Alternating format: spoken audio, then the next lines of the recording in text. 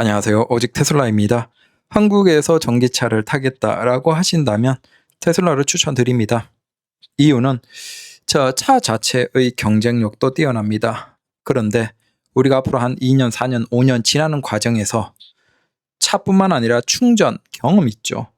그것에서 테슬라가 훨씬 좋을 것이다. 반면에 일반적인 DC 콤보 기반의 전기차들은 보통이거나 나빠질 가능성도 있다라는 겁니다. 왜 그런지 보죠. 자, 일단 테슬라를 산다라고 하면 가급적 이 DC 콤보 어댑터는 필수적으로 산다라고 생각하십시오. 37만 원이 좀 비싸게 느껴지긴 하겠지만 필수입니다.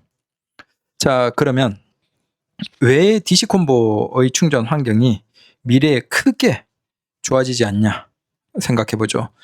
이건 무슨 얘기냐면 고속도로에서 전기차 충전 사업, 기존에 오래된 것들을 계속 일정 기간이 지나면 또 바꾸고 그 바꾸는 과정에서 이제 입찰을 하는데 그 상황이 어떤지에 대해서 이해를 해보면 지금 전기차 충전 사업의 전반을 이해할 수 있다라는 겁니다. 자, 8월 7일 재공고된 고속도로 휴게소 전기차 충전소 구축 사업. 자, 그 육지는 크게 세 단위로 나뉘어져 있는 것 같아요. 그리고 제주도가 별도 단위고, 그래서 3단위가 광주, 전남, 대구, 경북, 부산, 경남이 이번인데 입찰 저조로 유찰이 됐다라고 합니다. 2단위가 수도권 전북인데 SK 일렉링크가 낙찰을 받았다라고 하는데 입찰료율이 7.5%였대요. 저 입찰료율이 입찰 예정 가격 대비 입찰 금액 비율인데 최소 입찰료율은 7.04였는데 7.5였다라는 것이죠. 자, 이게 높으면 유리하겠죠. 경쟁이 치열하고 그다음 기업들이 어떻게든 서로 가져가서 자기들이 하고 싶어하는. 자, 그러면 이건 공공의 고속도로 상해 충전 사업뿐만 아니라 일반적인 민간 영역의 충전 환경도 굉장히 서로 치열하게 많이 늘리면서 서로 더 늘리고 있다라는 것으로 볼 수 있겠죠. 반대로 이게 낮다라고 하면 경쟁도 낮고 적극적으로 참여하는 기업들도 적다라고 하면 민간 영역에도 충전 환경의 증가가 굉장히 지지부진하다라고 보면 되겠죠. 근데 지금 이 고속도로 공공의 입찰에 경쟁률이 낮아지고 참여하는 기업도 굉장히 소수만 남아있다라는 그 얘기를 드리는 거예요. 그래서 1단위가 강원, 충북, 대전, 충남인데, 자, 지난 25년 6월 23일 브라이트 에너지 파트너스가 입찰료율 15.01%로 낙찰 받은 것 같아요. 저 브라이트 에너지 파트너스가 워터 사업자입니다. 올해 그래서 그 고속도로 상에서 충전 사업에 입찰한 기업이 워터, 브라이트 에너지 파트너스 이들과 SK 일렉링크 밖에 없대요. 참고로 작년 같은 경우에는 최소 입찰료율이 19%를 넘어가는 정도. 그 얘기는 지금 기업들이 굉장히 충전 환경을 늘리는데 소극적이다라는 것이겠죠. 자, 그러면 왜 그렇냐? 그래서 일단 올해 상반기 6월까지의 전기차 충전기 신규 보급 건수가 3만 건, 3만 9천 건인데 작년 동기가 6만 건이에요. 불과 1년 만에 한 60몇 %대까지 감소한 것이죠. 자, 만약에 지금 분위기가 앞으로 2년, 3년, 5년 지나는 과정에서는 우리가 3, 4년 뒤가 되면 일반적인 충전 사업자의 증가는 정말 적을 것이다. 이게 아마 완속도 당연히 포함이 되어 있겠죠. 결국은 완속은 사실 없다라고 보면 되겠죠. 일반적인 주거지 아파트에 대량으로 공급되는 그런 완속은 뭐 우리가 자유롭게 일반인들이 쓸 수 있는 게 아니기 때문에 거주민만 대부분 쓸 수 있기 때문에 사실상 없다라고 보고, 결국 우리가 일반이 공공에 개방된 형태로 쓸 수 있는 것들의 증가는 생각보다 적다. 근데 그것도 비슷한 비율로 감소하고 있다라고 하면 우리가 한 몇 년 전처럼 잠깐만 시간이 지나면 전기차를 이용하는 데 있어서 환경이 계속 좋아지고 동네 여기도 충전소가 생겼네, 저기도 급속 충전소가 생겼네 라는 경험을 했지만 이제 우리가 몇 년 뒤가 되면 그 경험이 거의 끝날 수 있다라는 것이죠. 그나마 기존에 있던 것들만 새로운 사업자로 바뀔 수도 있고 아니면 오히려 있던 것들도 없어질 수도 있겠죠. 적어도 우리가 한 몇 년 전처럼 막 정말 엄청나게 멀지 않아서 진짜 웬만한 건물에는 모두 급속 충전기나 완속 충전기가 충분하게 갖춰지는 그 세상에 오면서 이제 우리는 전기차를 너무 편하게 탈 것이다 라는 예상을 했지만 뭔가 지금은 좀 지지부진하다라는 것이죠. 그럼 전기차 충전 사업자들이 왜 이렇게 적극적으로 하지 않냐? 라는 이유가 크게 두 가지입니다. 첫 번째는 돈이 안 된대요. 두 번째는 전기차 판매가 지지부진하다라는 것이죠. 첫 번째 돈이 안 되는 건 일단 전기 충전 요금이 지금 기준으로 한 430원대까지 급속 기준 올라야 되고 완속도 그러면 300원 중반까지 올라야 된다라고 주장을 하는 것 같아요. 전기 충전 사업자는. 근데 이미 그 전기차 판매량의 흐름이 부진한 상태에서 기존에 환경부가 가지고 있던 한 7,000기 정도의 충전을 이제 민간으로 이양하는 계획이었는데 그게 환경부 입장에서는 사실 그 판단이 단기적으로 맞긴 맞았죠.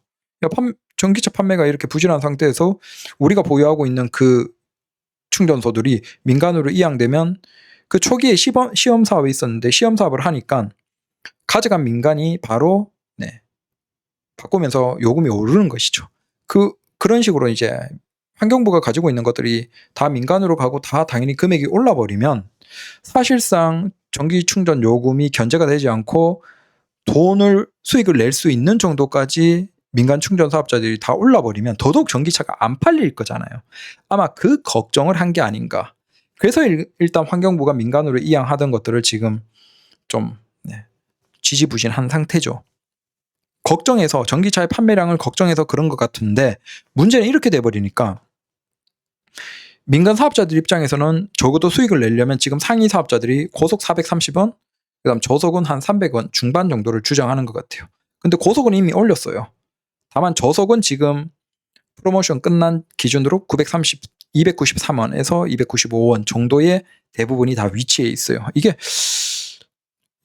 단합인지 뭔지 모르겠지만 다 비슷한 한 290원대 중반 정도에 있고 그다음 여기서 조금 비싼 완속 사업자들이 300원 초반입니다.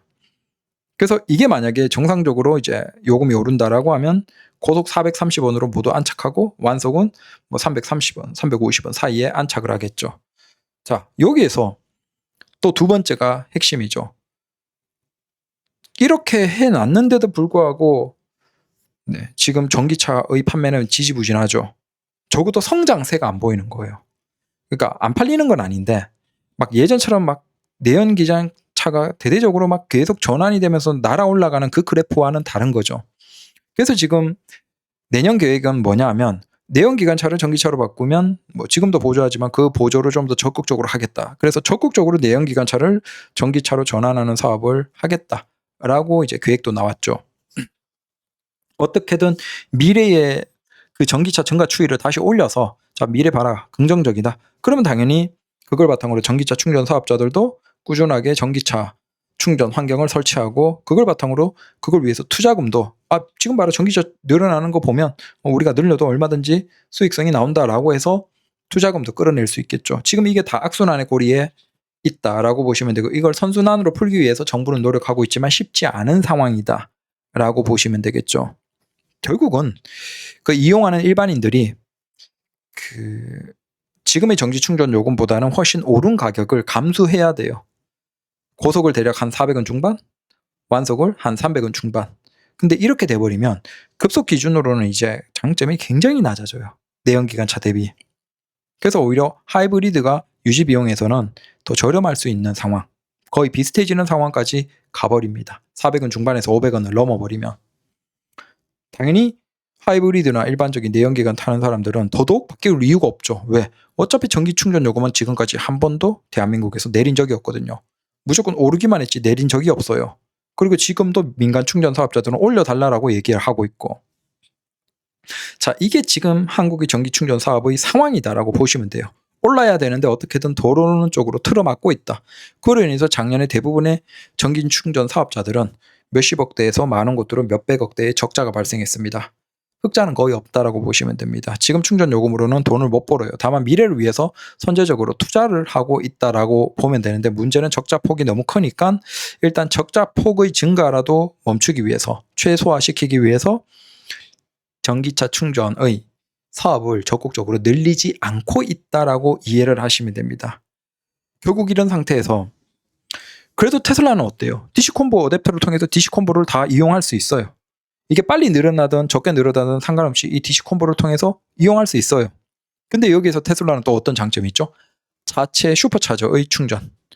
국내에서 NACS 방식의 그 슈퍼차저 충전 환경도 테슬라는 꾸준하게 늘리는 계획을 하고 있죠. 그리고 이미 수도권 기준으로 한국은 비교해 봤던 것처럼 일본 도쿄, 그다음 미국의 뭐 서부나 동부나 대도시 지역보다 더 밀집도가 높을 정도로 슈퍼차저의 환경이 한국은 잘 갖춰져 있습니다. 수도권 기준으로 본다면. 그러면 테슬라를 지금 샀고 아니면 DC-콤보 방식의 일반적인 국산 전기차를 샀다라고 할 때 우리가 미래에 경험하는 충전 환경은 어때요? DC-콤보 같은 경우에는 새롭게 증가하는 급속 충전도 그렇게 많지 않은데 우리 아파트의 완속 충전도 가격이 오를 가능성이 대단히 높고 사실상 멀지 않아서 급속도 400원 초중반으로 뭐 어떻게든 회원가로 하더라도 오를 가능성이 대단히 높다라고 보시는 게 맞겠죠. 합리적이죠, 그건. 그래야지만 충전 사업자들이 적자로 이제 파산하지 않으니까 그게 합리적이다. 즉 요금 인상은 분명하고 그다음 대대적으로 충전 환경이 늘어나기에도 이제 거의 상한선으로 점점 가고 있다라는 것이고 근데 여기에서 화물차 같은 그러니까 저속 충전의 차량들은 계획상으로 계속 증가하고 있어요. 왜? 일반 차량들을 사람들이 잘 안 사니까 그걸 뭐 화물차 뭐 그런 디젤 1톤 배달차 같은 것들은 적극적으로 지원을 해주면 바꾸니까 그쪽으로 막 돈이 많이 가는 거예요. 그러니까 그 사업자들은 계속 차량들을 바꾸고 그래서 그런 저속 충전 차량들이 계속 증가하고 있죠. 네, 그래서 그 충전 사업자가 전체적으로 증가하는 속도는 미미한데 반대로 부정적으로 좀 긍정적이지 않은 충전 환경이 될 수밖에 없는 차량들의 증가는 꾸준하고 이 상황에서 DC-콤보를 이용하는 충전 일반 전기차 이용자들은 그거 피할 방법이 없어요. 요금 인상이나 불편한 충전 환경을 피할 방법이 없어요. 근데 테슬라는 어때요? 테슬라는 이 어댑터를 통해서 DC-콤보도 다 이용할 수 있죠. 물론 그 환경이 좋지 않다라고 했지 않냐라고 하지만 적어도 그걸 이용할 수 있어요. 근데 그 반대편에서 뭐가 있어요? 자, 주로 테슬라 이용자들이 대부분 이용하는 NACS 방식의 슈퍼차저 같은 것들도 이용할 수 있는 거예요. 아니면 뭐 대차 같은 것들이 갖춰진 곳들도 있습니다. 쇼핑몰에 따라서. 그래서 적어도 뭐 생활하는 환경에서 얼마든지 DC-콤보가 아닌 NACS 방식의 충전 환경도 꾸준하게 테슬라가 늘려가면서 그걸 이용할 수 있다라는 거예요. 슈퍼차저만 하더라도 지금 300원 초반이니까 아직 가격은 뭐 계속 변동할 수 있겠지만 괜찮은 가격인 거죠.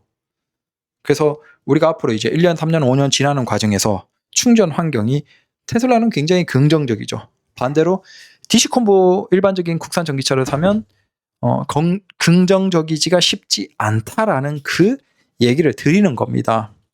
근데 심지어 자동차의 상품성, 경쟁력까지도 지금 모델 Y, 주니퍼 같은 것들이 압도적으로 국산차 대비 좋죠. 그래서 이런 것들을 다 아는 많이 여러 관점에서 고민한 그런 사람들이 지금 대거 테슬라로 와서 테슬라가 판매량에서 압도적으로 1위, 수입차 1위, 그다음 단일 트림으로 1위 뭐 이런 것들을 다 기록을 찍어 버리는 거예요.